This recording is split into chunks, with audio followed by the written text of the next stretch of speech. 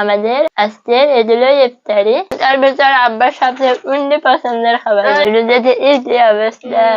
আসসালামু আলাইকুম বন্ধুরা, সবাই কেমন আছে? আজকে আবারও আমরা ইফতারি নিয়ে বসে আছি। এই দেখেন ইফতারি সাজানো হয়েছে। আজকে আলহামদুলিল্লাহ ইফতারি অনেক কিছুই উঠছে। আমার আব্বা টাইমের জন্য আধা ঘন্টা হলে ইফতার নিয়ে বসে আছি, যে কখনো ইফতার টাইম হলে ইফতার করবো, এই জন্য বসে আছি, অপেক্ষা করছি। হ্যাঁ, তাই তো। এই দেখেন আমাদের আজকের ইফতারি।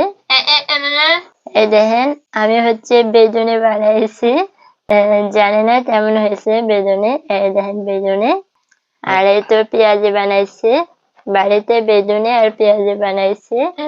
এই তো ওই পাশে উচুরি, ওই পাশে খেজুর, ওই পাশে হচ্ছে জিলাপি, আর ওই পাশে হচ্ছে আপেল, আঙ্গুর, তারপর কলা, আর মাঝখানে মুড়ি। আর এ পাশে দেখেন বুট, আর হচ্ছে বুটও বলে আমরা, অনেকে ছোলা বলে, ছোলা আর মটর। আর ওই দেখেন বুন্দিয়া, আমি হচ্ছে বাসায় বুন্দিয়া বানাইছি। এই দেখেন বুন্দিয়া। দোকানে রং দেয়, আমরা রং দিইনি, তাই জন্য একটু সাদা হয়েছে। এই তো আমাদের আজকের এগুলো ইফতারি। এই তো ইফতারি এখন মাখানো হবে। মাখা ইফতারি মাখানো আগে তুমি ফলমূল আগে খেজুর দিয়ে ইফতার করো, আগে জিলাপি ফলমূল খাওয়ার পরে মুড়ি মাখাতে হবে শেষে, বুঝছো? এই তো ইফতারি আমরা রেডি। আবার শরবত হচ্ছে, আমি শরবতটা একটু ঘোলালে, আচ্ছা মিক্সার করলে লাও, খেজুর দিয়ে ইফতার করো, আজান পড়ে গেছে। সবাই লাও একটা করে খেজুর লাও, খেজুর দিয়ে ইফতার করো। শারমিন হাত পাচ্ছে না। খেজুর দিয়ে ইফতার করা ভালো।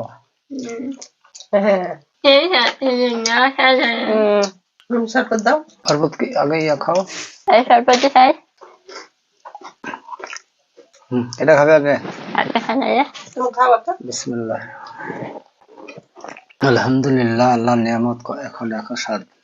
রোজাতে এই যে অবস্থা, সবচেয়ে পানির বেশি